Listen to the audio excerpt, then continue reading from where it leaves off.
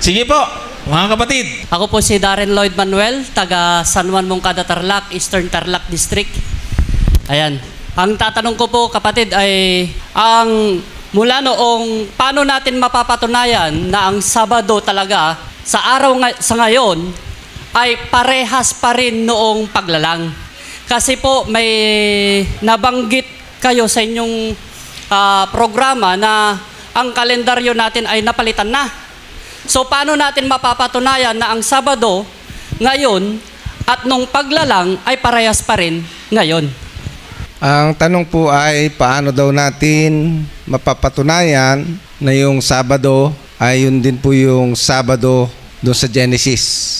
Yun po ang tanong, ano? Actually, ito pong tanong na ito ay galing doon sa pagdududa na maaaring itong Sabat na atin pong ipinapangilin sa mga panahong ito ay hindi na ito yung Sabat na nasa Genesis. Pero marami pong paraan, mga kapatid, para matrace po natin or mga evidence na kung ano yung Sabat na atin pong ipinapangilin ngayon, ay yun pa rin po yung Sabat sa Genesis. Una, mula sa Genesis, pagdating doon sa New Testament, after 4,000 years, nung banggitin ng ating Panginoon sa Mark 2:27, ay ganito po yung ating mababasa po dyan sa talata na yan. At sinabi niya sa kanila, ginawa ang Sabat ng dahil sa tao at di ang tao ng dahil sa Sabat. Nung pong sabihin ng ating Panginoon ito, mga kapatid, ay mayroon na pong dalawang kalendaryo na umiiral noon. So, mayroon pong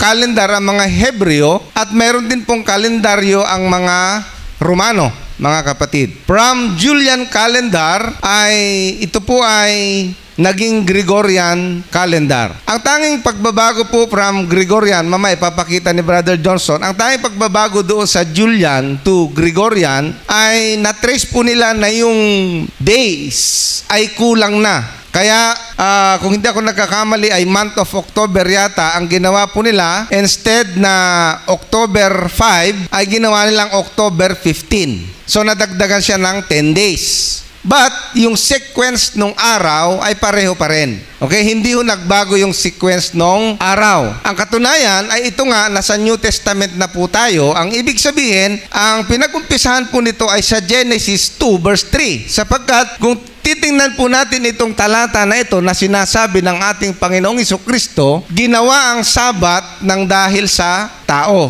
Yung pong term dyan na ginawa, ay yan po ay bumabalik mismo doon sa creation. Igineto po ang ginamit po dyan sa Greek. Ang ibig sabihin, ang reference ng ating Panginoon na ginamit niya doon sa Mark 2 verse 27 ay walang iba kundi yung Genesis 2 verse 3. So maliwanag, mula sa Genesis hanggang sa panahon ng ating Panginoong Jesucristo ay hindi po nagbago yung Sabat. Okay? Ngayon, kung titingnan po natin, dito sa panahon na ito, ay hindi po pinagtatalunan kung anong araw ang Sabat. Sigurado po yung mga Hudyo, sigurado po ang ating Panginoon kung anong araw ang Sabat. At maging yung mga Romano, mga kapatid, ay ganun din. Ang ibig sabihin, yung araw ng Sabat sa mga Hudyo, yun din po ang araw ng Sabado sa mga Romano. Paano po tayo nakakatiyak? Tingnan po natin doon sa Lucas 23. Ang talata po ay 55. Ang sabi rito, mga kapatid, ilagay nga natin sa 54 muna. Ito po yung tagpo doon sa kamatayan ng ating Panginoon. Ang sabi dyan, nooy araw ng paghahanda at nalalapit na ang Sabat. Ang ibig sabihin, nung namatay ang ating Panginoon, ang tawag ng Biblia ay araw ng paghahanda. At after ng araw ng paghahanda, sabi niya, nalalapit na ang Sabat.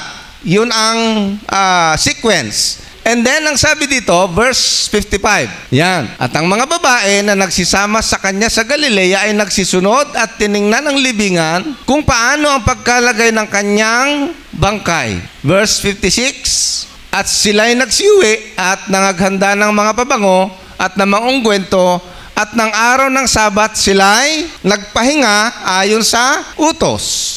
So kung titingnan mo ngayon itong Lucas, ang reference naman nito ay yung nasa Exodo. Na ang sabi doon sa Exodo, alalahanin mo ang araw ng Sabat upang ipangilin. So maliwanag na yung ipinangilin ng mga babae ay walang iba kundi yung iniutos doon sa Exodo kasama sa 10 utos. Okay? So malapit-lapit na po tayo. Tingnan po natin yung Lucas 24 verse 1. Kasi po, tandaan po ninyo na ang Biblia, wala hong chapter noon, wala hong bersikulo po yan.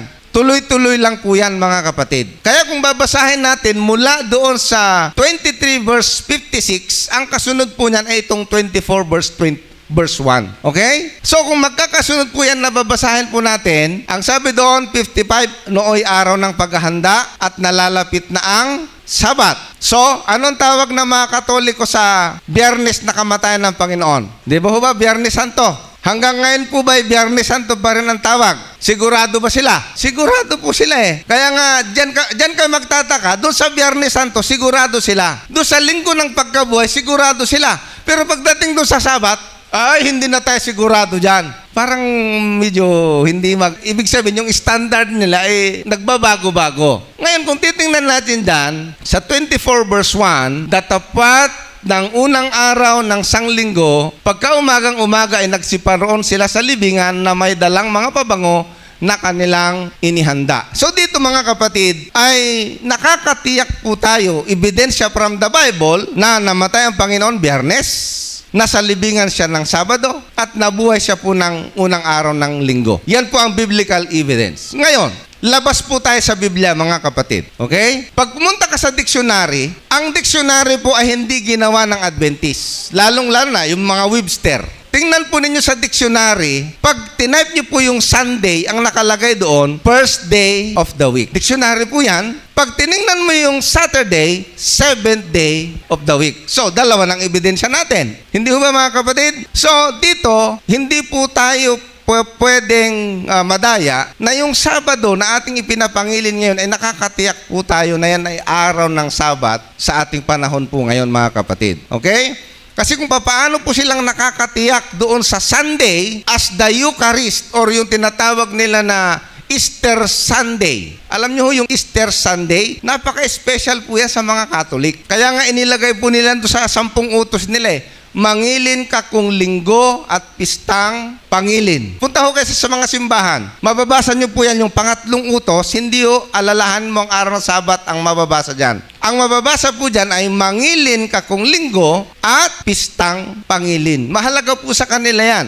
Kaya nga ang tanong, kung hindi sila sigurado sa Sabado ngayon na araw ng Sabat na ikapito, ay hindi rin sila sigurado kung linggo nga yung pagkabuhay. Pero nakikita naman natin, sigurado po sila doon, mga kapatid. So kung sigurado yung Biyernes, ilagay nga natin doon sa ASND yung Lucas 23 verse 54. O tingnan po ninyo. Maganda itong ang salita ng Diyos. O tingnan po ninyo. Biyernes noon. Ang liwanag Nung namatay ang Panginoon, Biyernes. Anong kasunod na araw ng Biyernes? Sabado. O. Tapos, pagdating sa 24 verse 1, tingnan po ninyo. Madaling araw ng linggo. Ay, sigurado po tayo na yung Sabado ngayon, yan po talaga yung Sabado natin na ipinapangilin, mga kapatid. Okay? Okay, i-share ko lang po ito, mga kapatid. Dagdag ko doon sa sagot ni Brother Gomer. Ayan. So, ito po yung palitan na nangyari, yung binanggit ni Brother Gomer kanina, mula sa Julian calendar to Gregorian calendar. At yan po ay nangyari 1582. Makikita po ninyo yung Monday, yan po ay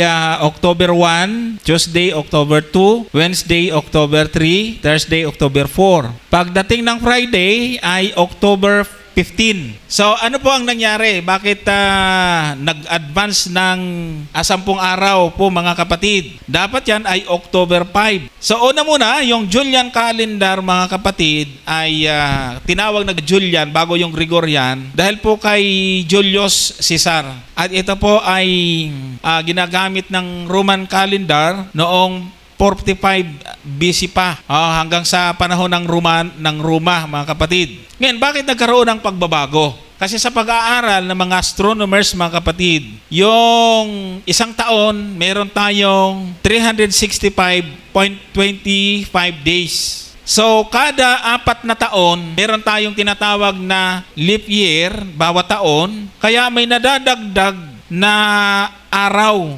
Kaya meron sa kalendaryo po natin, iba-iba po yung may 28, tapos may 31. Tinatawag po natin yung leap year. Merong sa tagal ng panahon, mga kapatid, kung nung kino-compute nila ay merong 15 minutes na error na pagkukulang bawat taon. Bawat taon ay nagkakaroon ng kakulangan. Kaya pagdating sa panahon ni Pope Gregory noong 1582, ay ina-advance niya, kaya nagkaroon ng tinatawag na Gregorian calendar, at yung Fridays halip na October 5 ay ginawang October 15 kasi yung kulang nasa 11 minuto sa bawat taon ay lumaki na ng lumaki. Kaya noong 1582, ang kanila pong tinitingnan ay umabot na sa 10 araw yung laki ng kulang.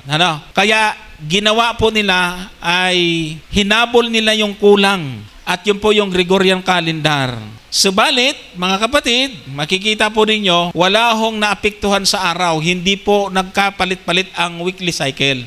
Kaya nga, sabi ni Brother Gomer kanina, mali na sabihin ng iba na hindi na tayo sigurado sa araw ng Sabat ngayon. Kasi sila rin ang hindi papayag, dahil kung hindi na sigurado ng ika-7 araw ang Sabat, ay pati linggo nila, hindi na rin sila sigurado. Problema ngayon, yung Biyernes Santo. Bakit sigurado naman yung mga Katoliko? So, yan po ay, mga kapatid, tinatawag pong mga palusot. Palusot po yan. So, paglilipat sa Gregorian, pati sa iba't ibang bansa ay nagkaroon din po ito ng adjustment, no? Sa Spain, Italy, Poland, Portugal, lalo na yung mga Katolikong majority na Katoliko ang denomination sa lugar na yon na majority.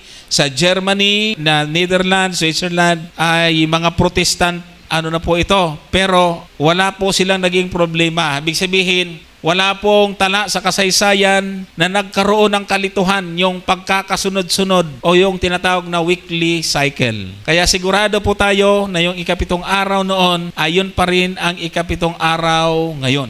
Wala hong naging problema, mga kapatid.